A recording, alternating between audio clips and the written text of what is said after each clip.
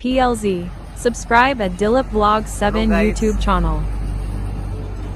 तपाईहरुले चाहिँ उल्लाबारीमा गाउँ बेसी कोरियर कहाँ छ भनेर सबैजनाले सोधिराख्नु भएको छ नि। आज मैले गाउँ बेसी कोरियरको चाहिँ उल्लाबारीमा एड्रेस कहाँ छ भनेर तपाईहरुलाई देखाउन गइरहेको छु।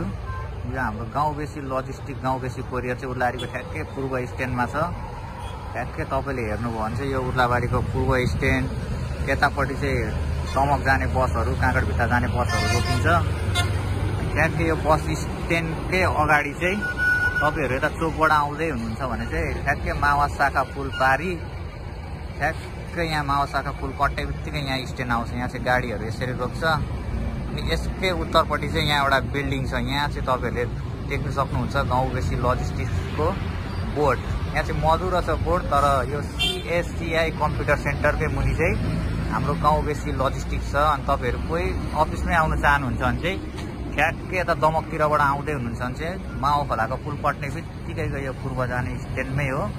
अनि यता चोकतिरबाट आउँदै हुनुहुन्छ भने चाहिँ ठ्याक्कै मावा शाखा पट्ने बित्तिकैको स्ट्यान्ड हो। यतापट्टि चाहिँ तपाईहरुले देख्न सक्नुहुन्छ यो चाहिँ उल्लाबारीको शुक्रबारे बजार जाने बाटो हो। यो बजार जाने बाटोको मुख्यमा चाहिँ हाम्रो गाउँ बेसी लजिस्टिकको अफिस छ।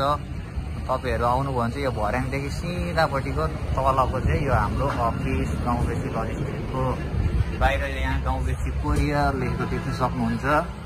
अनि भित्र चाहिँ यहाँ हाम्रो म्याडम हुनुहुन्छ अफिसको, हाम्रो ब्रान्च म्यानेजर।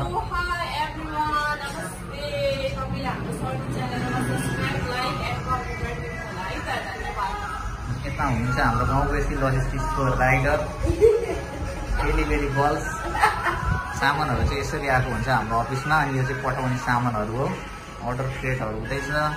अनि कोही अफिसमै आउन चाहनुहुन्छ भने चाहिँ तपाईहरुलाई मैले लोकेसन भनिदिइसकेको छु। अझै यहाँबाट हेर्नुभयो भने चाहिँ मावा शाखा पुल कट्ने बित्तिकै आउने स्ट्यान्ड हो। यसरी आउनुभयो भने चाहिँ यहाँ स्ट्यान्ड छ। अनि यही स्ट्यान्डकै हाम्रो चाहिँ उत्तरपट्टिको बिल्डिङ हो।